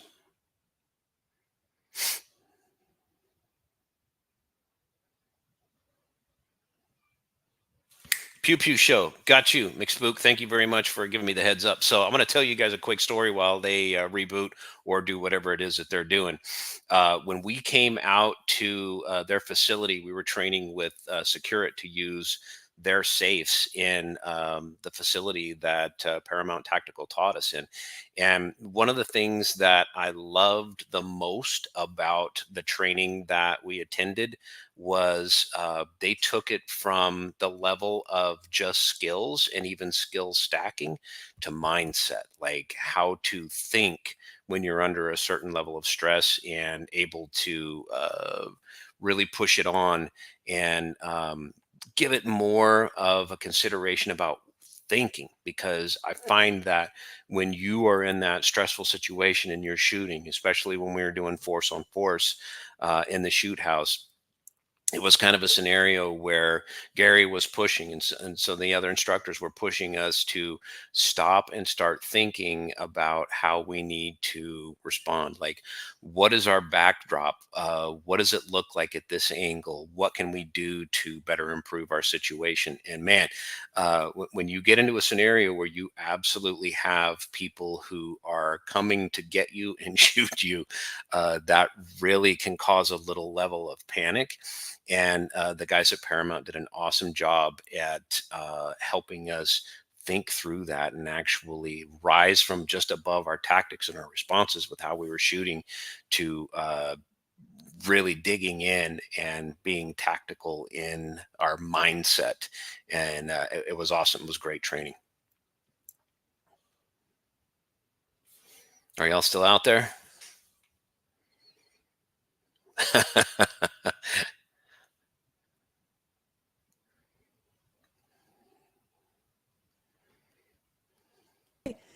All right, we're back. Literally, Gary started the words to Summer's credit, and the computer said, nope. Yep, I got that computer programmed perfectly. Has that macro going? It's like, That's all good. No, So damn. I told a story. I told a story on the training that we had when we were out there with y'all, and I told everyone how I appreciated how much we went from just the skill stacking aspect of it to the mindset. And I told them how much I appreciated that and how much you guys pushed us into that realm. And it's like, it's stuck with me. It's got me thinking. And it was, there's always levels, right? There's always levels. There's show up at the range and just not shoot someone else with your gun, right? That's like, let's start there. Leave with the Step same one. amount of holes you'll ride with, and you win. Yeah. Congratulations, right? Because the Second Amendment is guaranteed, but there's no training that comes as a requirement for that. So just showing up, leaving with the same amount of holes with everyone around, that's great. But then we find that, okay, now we're proficient with a handgun. Okay, now what do you do in a tactical scenario? How do you use cover? How do you move and shoot? How do you shoot moving targets? And then you guys pushed us to another level, which was thinking. Like, okay, now let's start thinking about how we're going to approach this. And man, I had some great lessons. It was really cool. And like I said, it stuck with me enough that I've been dwelling on them ever since. And that's cool. Well, no, man, that means a lot to me. And again, we got some feedback from you and some of the other guys there that I know, have taken a lot of training. And, some of them even pulled us off to the side and was like, hey, man, this is some of the best training I've ever Yeah. had. So anyways, I that means a lot to us. I do pride ourselves on the instructors that we have. And it's not just me. We're constantly improving our product, constantly improving training. And what is different, I think, and I say this a lot, but it's so important, guys, is that every single one of our guys that we currently have, or I would say most of them, have been to combat multiple times. And there's some major takeaways there. But on top of that, all of our instructors have been professional instructors for years and years and years. And so they've been able to take all this stuff they learned in real world scenarios and condense it down to a palatable and processable, digestible package and deliver that efficiently. And again, it's not just me, it's Derek, it's Brooke, it's all the guys that we have, Tyler, all these guys are just phenomenal. And we're just super blessed to have the cadre that we have and to have the experience on board that we have, because it is very different. I've attended training all over the world. I've seen a lot of bad training, and I'm proud of what we do, and I'm glad you guys had a great time. I really am. I want to build on what Sean said. Is with me taking the class, I've just been a redneck shooter my whole life and stuff like that. But going to your class, I think there was 4 instructors that day, and it wasn't them just showing you how to shoot better, how to be better, how to think better, but they were genuinely excited to see you be better. They would get excited. They'd yell in your ear, with your muffs on, you're doing a lot better, or they'd yell at you what you're doing bad to get better. But at the end of the 2-day course, they were pumped for you. And I think that goes a long way, because a lot of other people are just like, yeah, do this. You're still shooting like shit. What are you doing? You know what I mean? Because I don't think most instructors don't have the instructor experience. Like literally our guys have trained thousands of people each. Well, and they don't have the instructor experience to actually fix things. They have a certain menu of things. Yeah, I see what you're saying. That they learned out of the NRA handbook or whatever they got them from. And if that doesn't work, then you're screwed up. Right. Well, I didn't like it when you were instructing me, because you just cursed at me. Well, that's because you're a piece of. That's effective too. I really liked Brooke and Jay. They were really good instructors. Gary come around, I'm like, oh shit. Oh, they're just like, you shouldn't have a gun. Yeah. Put your gun. Holster your gun. Holster. Put it on safe. what I see a big value from our instructors is, like Chris said, a lot of instructors will just get up there and show you, well, this is what you do. What I see our instructors do is, as the students are trying to implement the lessons, they're constantly evaluating each individual and providing the feedback that particular individual needs. Not just a blanket feedback or, oh, you did that wrong. Hey, this is what we saw you do, and this is how you should try to fix it. And another thing I saw too is with the individual skill levels. Yeah, they would push the individual skill levels. Okay, so you got that down, then do this and try to get a little bit better. Where this person over here, you could hear him out of, electronic muffs on. You could hear him talking to them still while you're shooting. They're like, okay, you need to work on this. And each person got pushed to their fullest extent with your instructors, to their ability level. So it wasn't like they were just saying, okay, everybody unholster and shoot 2, reholster. It was pushed each individual person. So I think every individual person got what they needed to be pushed to the next level to get ready for the next class or whatever, or even take that class again to get to that 6th step if you only got to 3 that day, maybe. No, I would totally echo that too, because here's something that you as a student may not be cognizant of, but like I said, I was an instructor, and every time you get a group of people, there are going to be students who come in at different levels, and some of them, frankly, are a safety risk. I'm not even lying. No, you're not wrong. Yeah, absolutely. Some of them make the rest of us go, oh shit, I don't know if I want to be standing next to that guy or where the safe place is going to be. But Tyler and Derek and even Gary did a great job of Gary working with the one. Gary was more hands-off. He was observing and watching those 2 guys run the ship. That makes sense. Man, they did a great job. Everybody who needed a little extra help got it. And I think all of us, despite our abilities, I found places where, like McSpook brought up earlier, I found places that I was absolutely sucking at. And that was a huge lesson for me. Like, okay, I know now that I need to focus on this when I get home. This is something that I need to move, just transitioning between targets. But there were some things that surprised me that I did really well. So it was a great lesson. And a lot of the things that I came away with were more of the mental aspect of it, though, which I think ultimately is a big driver behind everything that you do. And another thing I do like about when I did the training is other places, I'm sure, and I've seen videos of it, you stick with the same guy if you're there for 8 hours, you stick with one guy for 16 hours. With what Paramount does is the dudes are constantly rotating. So you have the guys running down the shooting line, And then they go to the end. And then, you know, the one thing that freaking Brooke was cussing me out about, and I'm going on target. I'm like, oh, I see him out of the corner of my eye. Here he comes again. Yeah. I'm thinking about that again, but I got, you know, I got Jay's thing locked in. So it makes you constantly think about all the aspects, not just this one thing this guy's been harping on me the whole time. Yeah. You know, that fluid motion of everybody the whole time makes you just zero all the way down.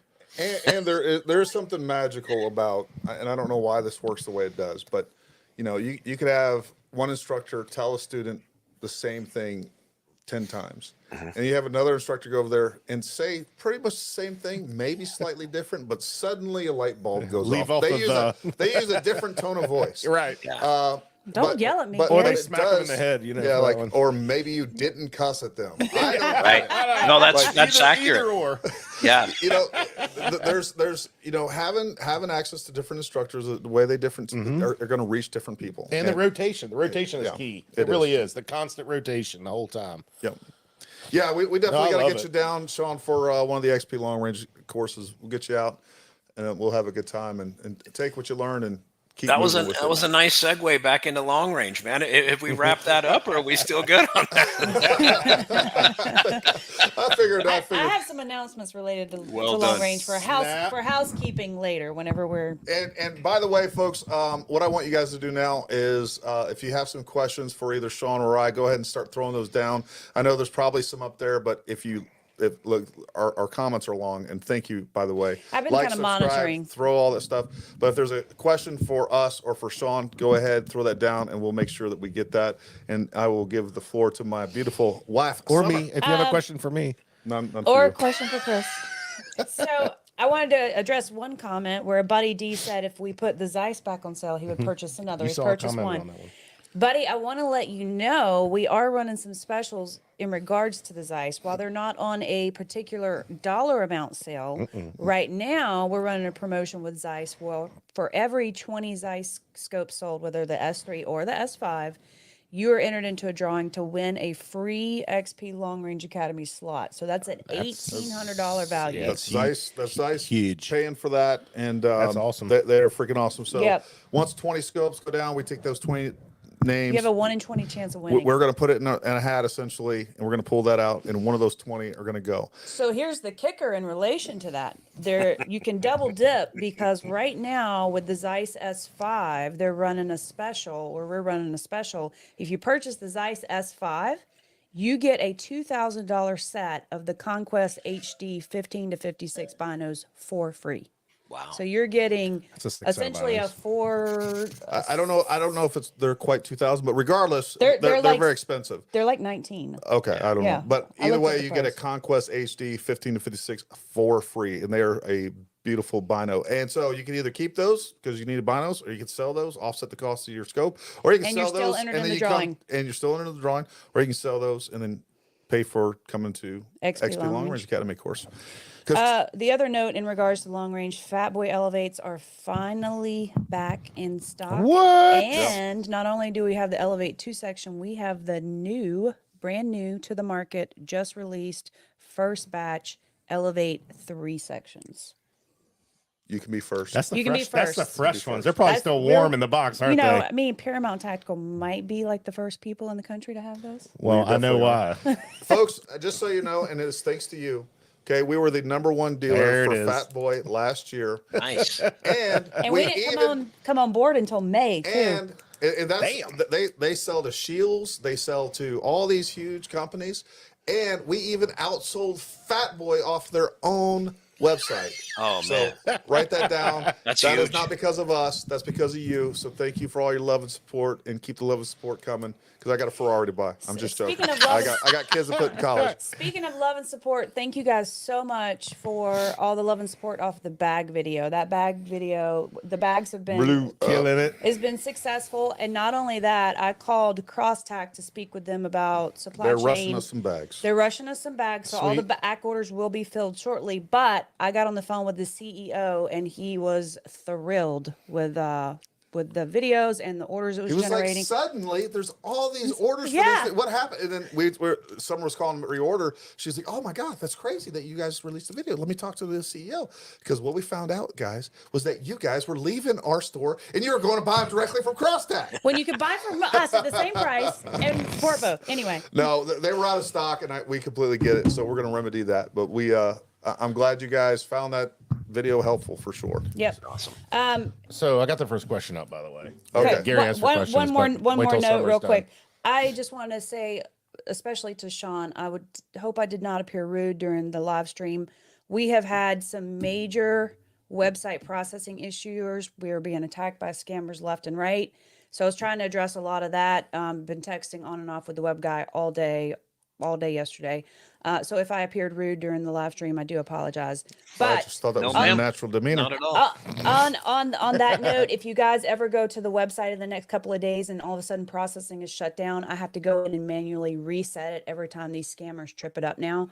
So just bear with us and So they're please retry your transaction a little Just later. so you guys know, and I always try to kind of give you, I always feel like that you guys are shareholders, right? So we try to be open and transparent with you guys.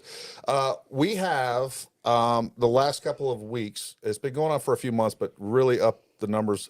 So within like a 10-minute period, 1,000 fraudulent transactions will try to be attempted. Essentially, it's a Yeah, lot. and so I do need to clarify, we don't store any credit card information, so No. these scammers are not hacking the website and accessing any of your They personal have information. stolen. They have stolen information that they're trying to. They have stolen test. cards. Yeah, that's what I mean. So they have stolen information that they're testing to see if will work on our website. And what that They're checking card numbers. and what's going on with that is we basically got our processing company got a call from Visa saying that, hey, if they don't stop this, then If we don't stop it we could get shut down permanently. Like never process Visa again. And the problem with that is that we literally have every security measure in place. We have CAPTCHA. We have like the 15 things there's nothing else for us to do. So anyways, if we've done a couple other things where the website does shut down if that happens. So the point here is that if you see it shut down, give it 10 minutes, come back and spend your money on it. Or if it's 3 a.m. because Summer has to manually reset it every time, wait till 5:30 and then try your transaction. 5:30. All right. That's what time I get up. She's going to be getting up at 4 just to check. So if you this have a out. question, you can call Summer 5:30. She just said. That's right. Wait till 6 after I have the first cup of coffee. So, She might be okay, rude before then. Yes. Yeah. There's your first question, Gary. You asked for him, so What? here you go. I think that one goes to Sean. Yeah, so I had to pay absolutely. Pew Pew Review a lot of money, or Pew Pew Tactical a lot of money to come on here. So I appreciate. Okay. I think my money was well spent tonight, Sean. Thank you. Well, McSpook, I would simply answer that not everything is monetary. That's right. Oh, That's right. that is a good looking hat. Jeff likes to bust my balls. All it took was one hat. Worth it. One hat. There you Well, go. There you go. What else? Any other questions out there? Gripes or complaints about summer? We do need to do our giveaway. Oh, we do definitely need to Oh. give away. Got to do a giveaway. Sean, what else Yes, do sir. people need to know about Pew Pew Tactical? Man, I think just come over to the website and search it up. One of our biggest things is our SEO. We really try to get out there. We have a fleet of freelance writers that contribute. I'm the guy that's kind of up front with the YouTube channel and our social media, but we have quite a few people that contribute to the channel and constantly doing reviews on products that we feel like are important. We don't delve into the super nerd levels of information. We try to give you a nice compromise between I don't need a 30-minute review and I don't want a 1-minute review, like something in between. I appreciate that. Yeah. That's tough, especially when you're on a meal break or something like that, and you're not looking for a huge commitment and getting some basic information about whether a product's going to work for you or not. And just head over to PewPewTactical.com. Follow us on our social media channels too.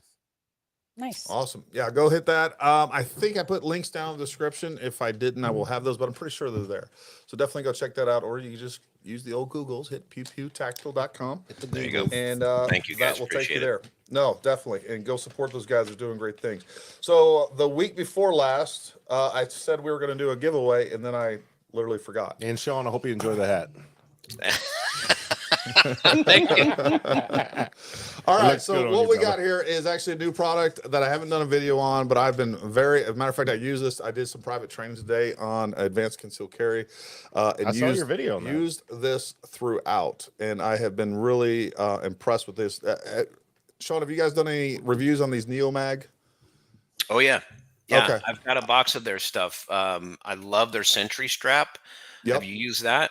I have it over in a box of stuff that I Nice. haven't used yet either. Okay. The other one, yeah. So they're making some great products. Wait, is the sensory strap for the sling Yeah. So the sling on Yes. your AR just bunches it up and holds it there.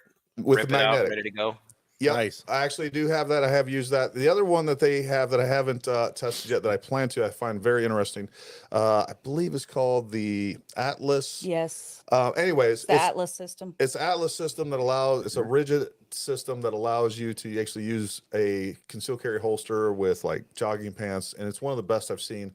All their products have been great, and we do carry those. They are on our website. I just haven't got around to reviewing everything. But one thing that I really like are these Neomag systems that basically allow you to take this pocket clip. And I don't have one of the other cameras up tonight, but basically it allows you, it looks like a knife clip. And what it is a magnet system that sits down in your pocket, and it actually basically indexes your extra mags for concealed carry perfectly. And I let the clients use them out of the range today. I was using them at the range today, and I've used them before that, but these are great. So anyways, we're going to give 2 of these away tonight. They come in a longer or short clip if you want a little bit more concealment to where it sits deeper. I like the deeper one. I recommend the deeper one. Some of the, with the shorter clip, you'll basically have your magazine about the end of your, the butt of your magazine will be about level with the opening of your pocket. I like it a little deeper so that you're not seeing that it's a magazine.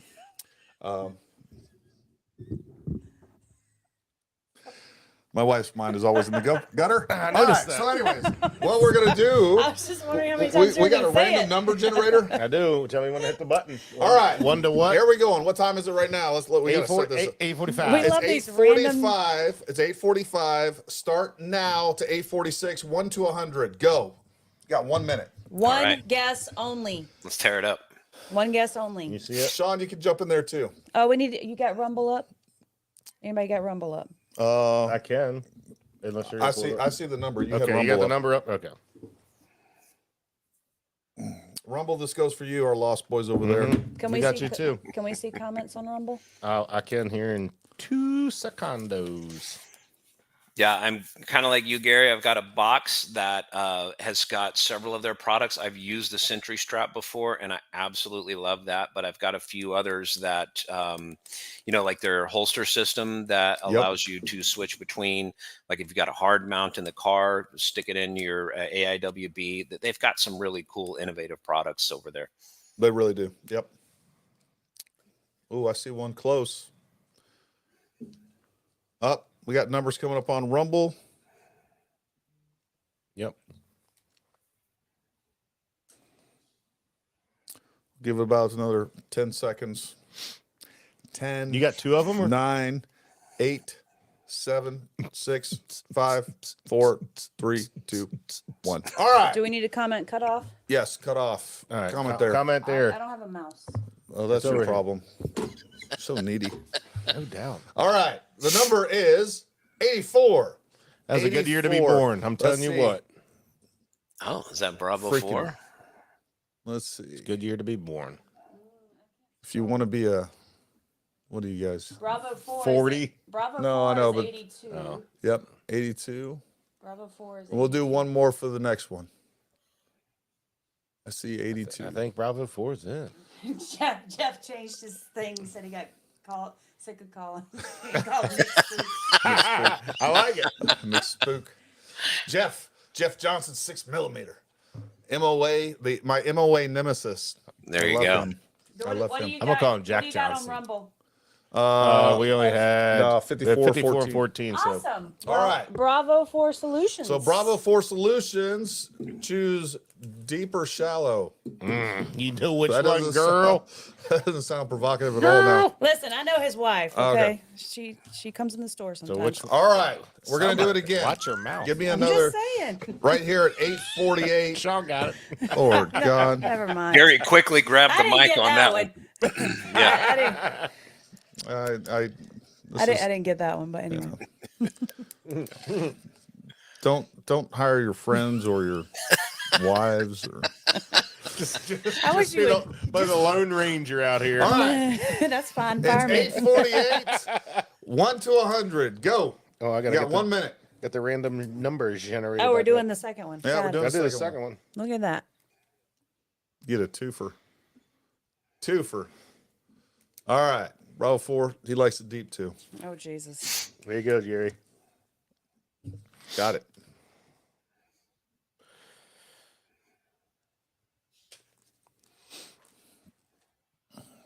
Oh, let me get back Sean, to what was the weather about to like say. in Austin today? Stand by. You know, it was pretty nice. It only topped out around 70, and we got a little rain in the afternoon. Nothing too terrible, though. I do love Austin. I need to get out there and come hang out with you for a minute. Heck I've yeah. only of been cool stuff. That one time. That's all I've ever been to. I think There's a Joe lot of Rogan- great things about it, no doubt. You know, July and August, even so September much. are not those things, but the triple digits are real down here, man. It's been an adjustment. Yeah, so I grew up in Beaumont, Texas, and Okay. on the other side of the state, and on the east side. And yeah, no, I remember the long hot summers doing 2 days in football on 110 degrees. It was not fun. Yeah. Not fun. Tell me when the 2 cutoff days. is. All I'll right, hit the cut button. off. Time now. And the number was, the lucky number is lucky number 13. What do we man. got? See, Jason, he's at 17. Oh, we got Jason two Ross. 17. Jason Ross is 17. 17, and then what was the other one? There was another one at 17. Farther down was 17. Yeah. What's the closest on Rumble? Oh, they were way off. They're in the Okay, 40s. so Jason Ross and Jared Martinson. All right. Well, them two need to do another one. Jason Ross only and Jason- Jared Martinson.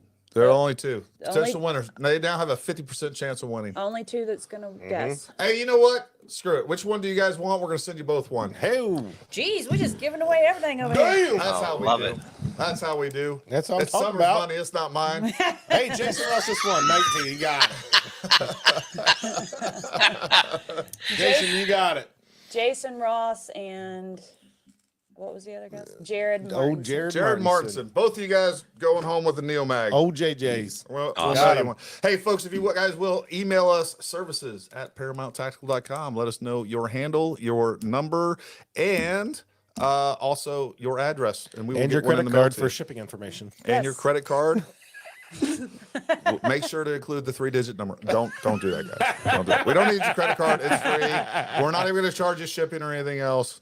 Bravo 4, let me know if you plan on coming by. I'm more than happy to ship it to you because should be pretty cheap to ship because you're not too far. But if you plan on coming by the store, you can pick it up there too. Matter of fact, he's the only one we will ship to. You other guys that got to come by the store and pick it up. I was going to say, give your credit card And information. attend a training while you're there. Shipping you go. ain't cheap around here, folks. Shipping ain't cheap. Oh my God, no. It'd probably Well- be cheaper on the Ducati taking it over wherever. Well, listen, Sean, man, we really appreciate you coming on. Definitely hang tight. We'll talk a little bit after we cut things loose here. But Thanks for we really having me, guys. Really appreciate it.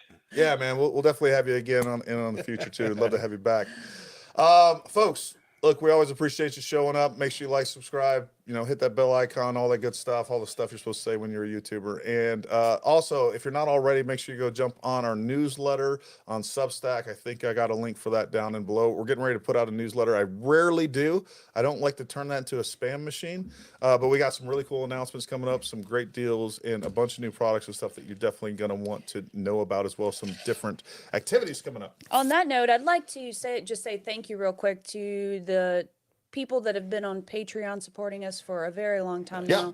now. Gary and I were looking through those names the other day, and to the new people that keep signing up for Patreon, Yeah. we really appreciate it. Hey, man, that stuff goes a long way. That's what allows this stuff to happen. So we appreciate the support there. You guys Cameras ain't cheap, people. You guys are investing in this venture in what we do. So we really appreciate that. And even Yeah. for those that show up every night, we appreciate that. You guys are investing as well. If you want to be real investors, go jump on Patreon. Though. And like I said, Gary and I are actually looking through those names. It's just not some monetary value we see on the back end. We like actually actually look through the names. No, and we see who's do, there. and we really appreciate it. Yeah. And at the top tier, at the team sergeant level, we after a couple of months, we do send you a mug. We send you a swag pack. We try to take care of you. If we owe you that or we're short of that, send us an email. Not a and mug. You I'll- sent him a I cup. think other Send 'em a than cup. I Yeah, think he said other than mug. maybe Jason's sponsor because he needs like a 15 XL for his. I think we're size. caught up. I think we're caught putting it out. up. I'm just putting it out there. Yeah. If we still owe you a Yeti cup, Love you, Jason. and any sort of swag or anything, let us know. We forget. I forget. Yeah. So, anyways, let us know. That doesn't hurt my feelings at all, and I want you to get your stuff. We want you to be taken care of. Anyway. Well, listen, folks, we appreciate you, Sean. We appreciate you coming on. And Thank you, Sean. Until next time, make sure you guys stay armed, stay ready, and we'll talk to you soon.